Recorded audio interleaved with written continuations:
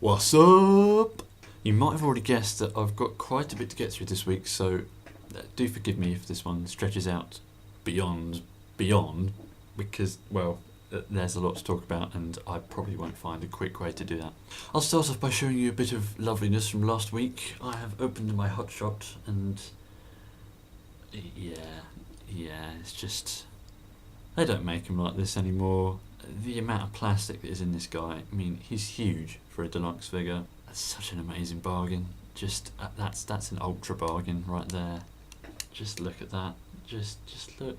That's so nice. I adore that design so much that it sort of prompted me to go ahead and draw a more than meets the eye-ish sort of IDW current comic verse version of Hotshot. Picture goes here. But anyway, on to this week's stuff. I'll start off by showing you some comics because I did get some more this week. The lot I got last week was only half of the total amount which I would have had. So I had them sent to me in 2 instalments. I've got the Robots in Disguise annual, which is very nice. It's all sort of bound as if it's a little book on its own. It's got like printed spine, which with letters so small you would not probably be able to see they're even there. And it's got a nice sort of glossy cover and it feels all, yeah, nice. And there's no adverts in it apart from other Transformers titles. It's even got like a blurb on the back. It's just a mini book really, and it was a good story. The art is, you know, nice switch between modern and sort of retro stuff. But I didn't get the More Than Meets the Eye one, which I'm a bit sort of sad about, but I don't mind. This was good. I'm sure I'll be able to pick up the More Than Meets the Eye one at some point or read it in a collected edition somewhere. I also got Regeneration 1, number 84. You probably already know my thoughts about this series. It just doesn't seem to be very well done. I mean, I've never been a big fan of Andrew Wildman's art, but his stuff is so inconsistent in this. It's like every time you see Springer, his chest is drawn differently. You can't keep people's faces in the same sort of proportions every time. I don't know what it is, but I mean, look at this cover.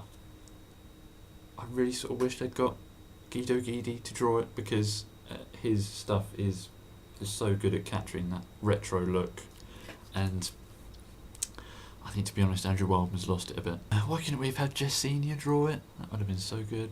Of course, along with those, I got another bundle of Marvel stuff, including this issue of Incredible Hulk. I think it's number 14. I just want to point it out because it has the best use of Doombots I've ever seen. It's so funny, and just for this bit. Okay then, onto the plastic. Sainsbury's have a sale on, if you didn't already know. So I went in there and picked up a little orange knockout for about £3. The price these figures should be. Actually sort of surprised as to how nice he is, or well, maybe he isn't that nice, but I like him a lot and I can't really tell why. It might be the pointiness of his legs. It might be the fact he has a nice sort of purple sword here. I don't know. I mean, of course he's completely the wrong colour, but it really doesn't make any odds to me. He looks good in this colour scheme. It's all sort of shiny orange, and it's getting close to Halloween, so I can sort of imagine it's like a sort of pumpkin-y knockout, you know, tenuous link. And this colour mode was going to look good no matter what colour they painted it. It's just nice, and it's just really fun to switch in between modes, as well. It is with most Cyberverse figures, I suppose. If, like me, you were a bit sort of unsure whether you were going to pick this guy up because you're still sort of waiting for the Cyberverse drill set thing with the proper red knockout in it to come down in price, I'd say just go for it. I mean, it's a good enough deco that you can probably get away with just having 2 of the guys if you do get the drill set later on.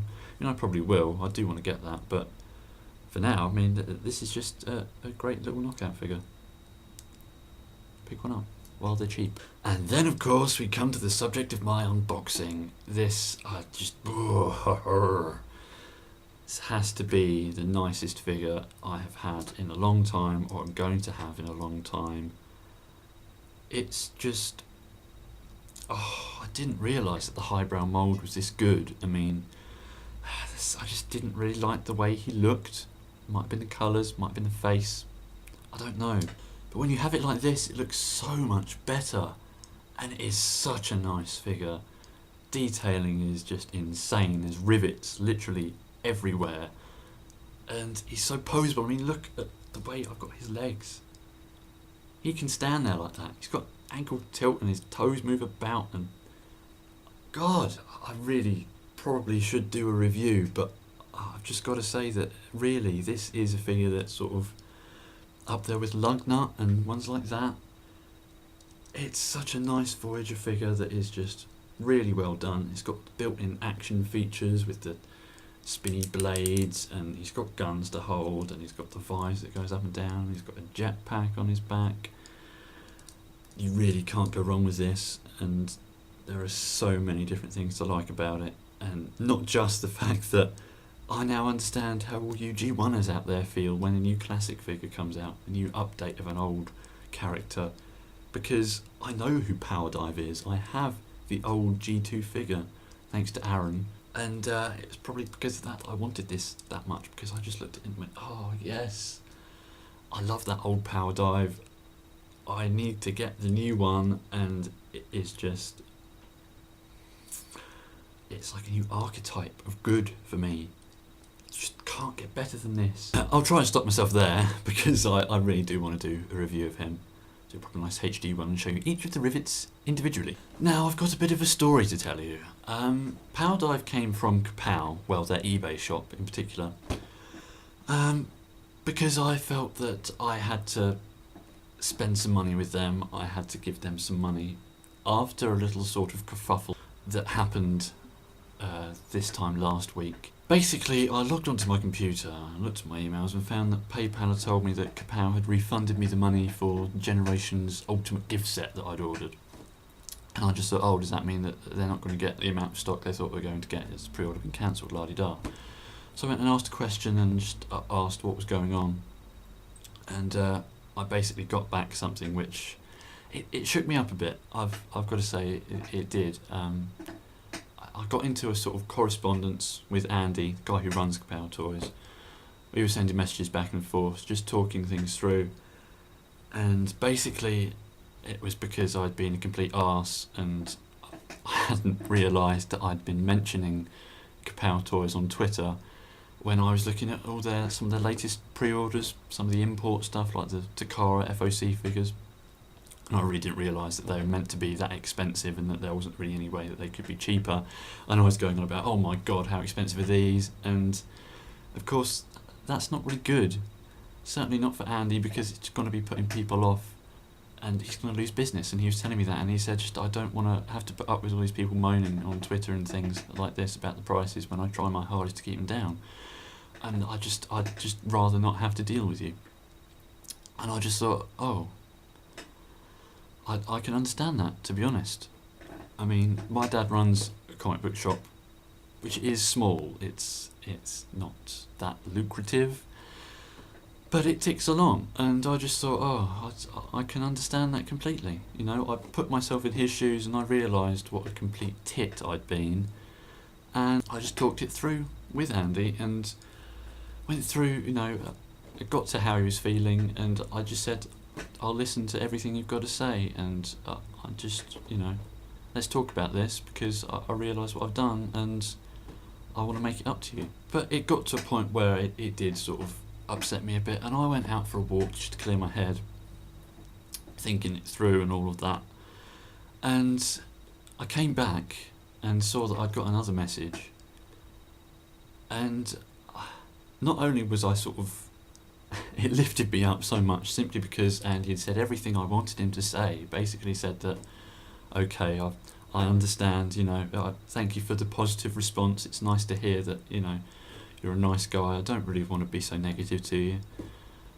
But he went one step further, and so much further than he probably should have done. And he said he'd offer me the Generation set free of charge. And I was just like, no, I can't accept that. Not with what I've done. It's just, I can't do that. You're telling me that business is tough, as it would be for everyone at the moment with the way the economy is. I can't just let you write off that much money and just, you know. I was more worried about the fact that if he wasn't going to let me have the set, that he'd be losing money.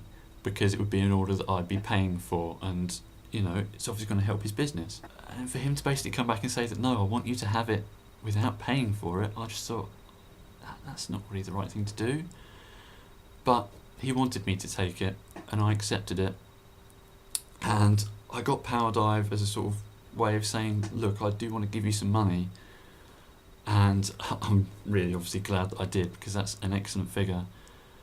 But of course, the true excellence came from the fact that I got this for nothing. And I can't thank Andy enough.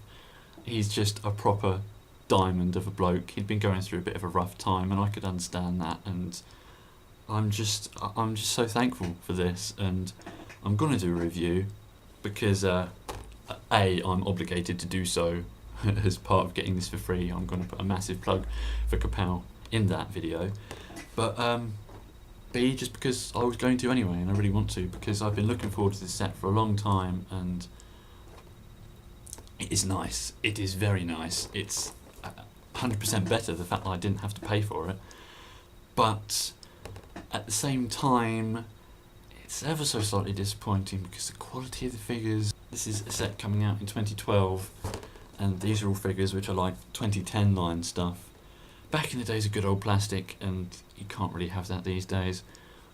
So there is a noticeable drop, you know, they do feel a bit lighter. It is basically prime plastic on Reveal the Shield figures, but I'm going to go into that more. I just want to show you the set like this. You've got some nice figures in here. This is the first time I've got this laser Optimus mould. You can see it running about a bit in there. I have put them back in the box just for ease of showing you them. But yeah, I'm going to do a review, offer you some more in-depth opinion about them in that, because I don't really have the time to go into that here. It's quite a lot to talk about. One thing I will point out though is it's very nice you've got all these sort of G1-y tech specs. The sort of graph being made here. I like that, yeah. It's good. You don't get that on the UK stuff, and of course this isn't a UK set. You're not going to be able to get this over here unless you order it in. I would recommend doing so from Kapow Toys. But yeah, look forward to a review of these, because of course it's just a must-have item, especially for me, because it's got a little thundercracker in there. So that's that for this week. I don't think I can really justify getting any more bots for the next couple of weeks with the amount I've got this week and just how good they've been, the ones I've got this week. It's insane. I mean, the stuff I've got this week really should have been sort of stuff I should have got for Christmas, really. It's that sort of level of good, big sort of stuff to get your teeth into. So do forgive me if I've got nothing to show you for a while, because basically there's no point buying anything now when I've got all the awesome I'll probably need for till 2013 right here. So I'll see you later. And yes, the Q&A video is still on hold. It's taking a hell of a lot of editing. It's going to be really long, and yeah, 2 weeks wasn't really a very good estimate.